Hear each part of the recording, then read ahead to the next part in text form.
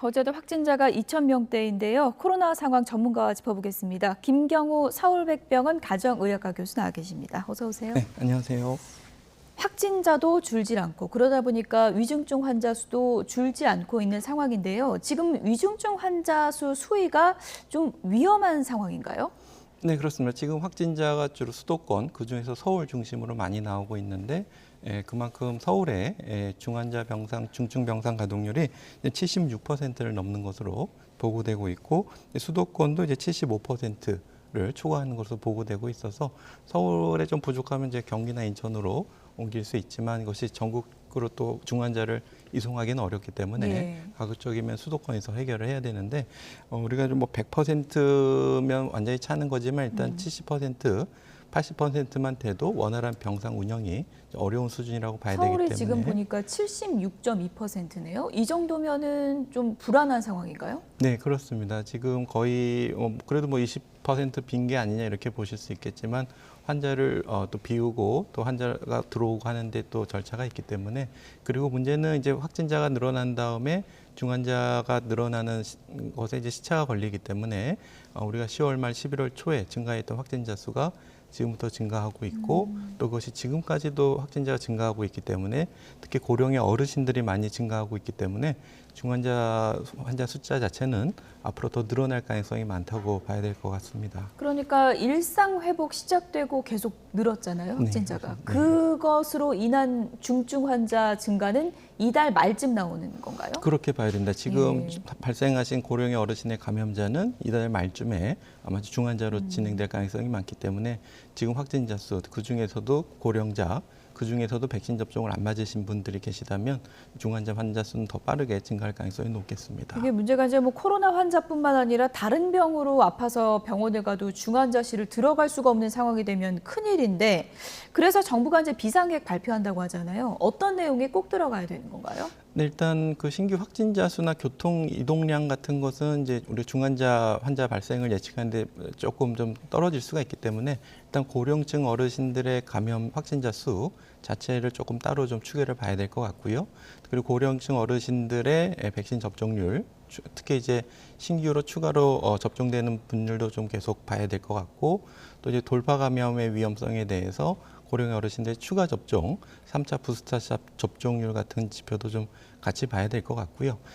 이제 이동량 같은 경우에는 물론 이제 전 국민이 조금 조심하셔야 되지만 우리가 이제 위드 코로나라는 것 자체가 백신 접종을 어느 정도 맞고 방역 수칙을 지키면서 일상생활을 돌아가자는 의미가 있기 때문에 예. 실제로 이제 젊은층 같은 경우에 백신 접종을 완료하신 경우에 중환자로 이완될 가능성이 매우 적고 실제로 지금 통계로도 젊은 층의 중환자 수 비율 자체는 오히려 약간 감소하는 추세로 나타나고 있기 예. 때문에 젊은 층들의 어떤 위험률은 좀 떨어지기 때문에 어느 정도 제한되지만 일상 회복이 가능할 것 같고 그렇기 때문에 일단 어르신들, 고위험군 중심의 별도의 지표를 마련하는 것이 좀 필요할 것 같습니다. 지금 또 하나 걱정이 독감인데요. 작년에는 독감 환자 그렇게 많지 않았는데 올해는 지금 보니까 2주 만에 2배가 됐다고 그러더라고요.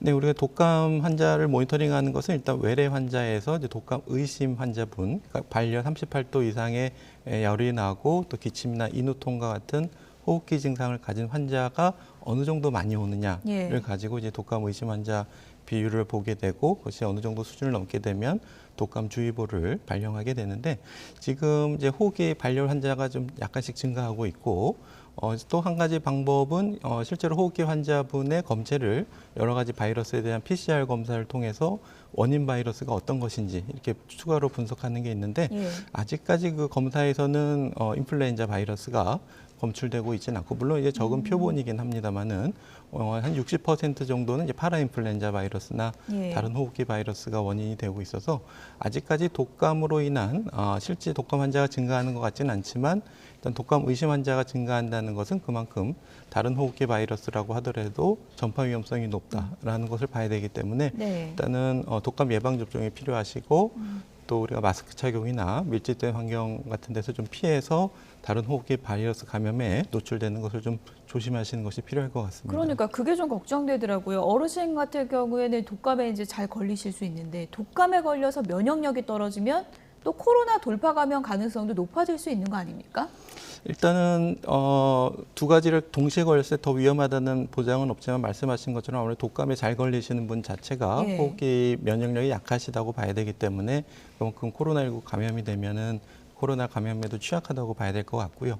일단은 또 그뿐만 아니라 말씀하신 것처럼 독감에 감염이 되시면은 인플루엔자에 대한 직접적인 사망보다는 2차적인 세균 감염에 의한 합병증으로 사망하실 수가 있기 때문에 예. 일단 안 걸리시는 것이 가장 좀 중요할 것 같고요. 인플루엔자에. 그리고 이제 우리가 이제 인플루엔자뿐만 아니라 다른 호흡기 바이러스 같은 경우는 아직은 예방 접종은 없기 때문에 우리가 코로나 검사에서 음성이면은 이제 열이 나고 호흡기 다른 바이러스 질환이 있다고 하더라도 특별히 격리를 하고 있지 않기 때문에 호흡기 바이러스는 빠르게 전파될 가능성은 여전히 높다고 할 수 있겠습니다. 저는 그런 상황도 좀 걱정이 되더라고요. 독감 환자 늘다 보면 또 열 오르고 기침 심해지고 이런 환자들 많고 응급실 많이 가잖아요. 맞습니다. 그러면 또 코로나 환자하고 혼동이 돼가지고 제대로 치료를 못 받지 않을까 이런 걱정도 좀 되더라고요. 그것이 가장 큰 문제고 실제로도 지금 이미 이렇게 일어나고 있고요. 많은 이제 발열이 나고 호흡기 증상이 있는 분들이 응급실에 격리 병상이 없어서 제때 치료를 받고 있지는 않으신데 그중에 물론 이제 아주 긴급한 환자는 아닌 분도 계시지만은 호흡 곤란이나 뭐 의식 저하라든지 긴급한 상황이 필요하신 분이 격리 병상을 이용하지 못하면 문제가 될 수가 있겠고 실제로도 지금 이제 발열이나 호흡기 증상 환자가 많이 있는데 실제로 검사를 해보면은 이제 백신을 맞으신 분들은 상대적으로 코로나19가 좀 덜 나오고 있고 백신을 안 맞으셨는데 열 나고 호흡기 증상이 생긴다 이러면은 요즘은 코로나19 가능성이 굉장히 높기 때문에 적극적으로 예방 접종을 하셔야 되고 증상이 조금이라도 의심이 되시면 특히 미접종자분들이 증상이 의심되시면 빨리 검사를 받는 것이 필요할 것 같습니다. 일단 그래서 추가 접종도 본격화됐고요. 오늘부터는 50대 추가 접종도 시작이 되는데 이렇게 되면 위중증 환자 이렇게 늘어나는 거 조금 감소시킬 수 있을까요?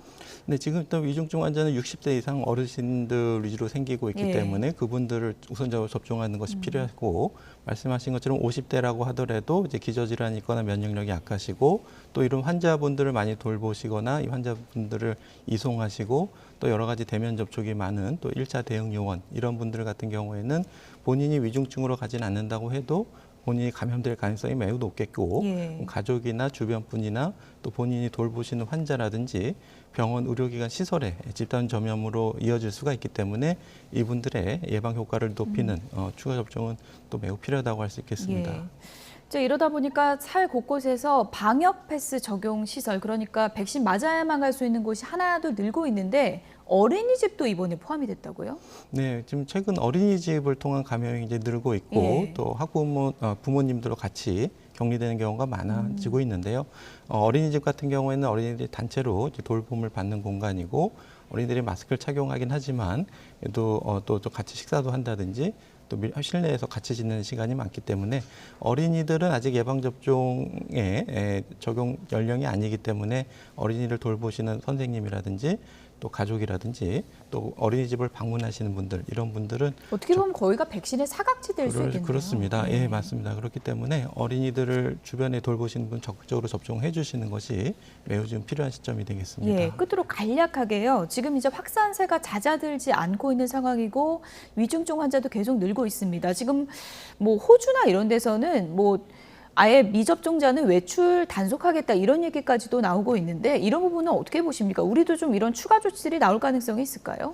네, 일단 뭐 너무 필요한 필수적인 외출은 하셔야 될 것 같고요. 이제 미접종하신 분들은 이제 위드 코로나 이전에 어느 정도 방역 수칙은 필요하다고 볼 수가 있겠는데 이것은 또 본인을 보호하는 측면도 있겠고 또 일부 시설에서는 또 미접종자도 이용하게 해달라고 요청한 곳이 있는데 만약에 비말 전파 위험이 높은 그런 다중이용 시설이라면 특히 조금 더 제한을 하는 것이 필요할 것 같고 비필수 시설일수록 방역 패스를 조금 엄격하게 지금은 적용해야 될 시점이라고 할 수 있겠습니다. 네, 여기까지 듣겠습니다. 지금까지 김경우 서울백병원 가정의학과 교수였습니다. 고맙습니다. 네, 감사합니다.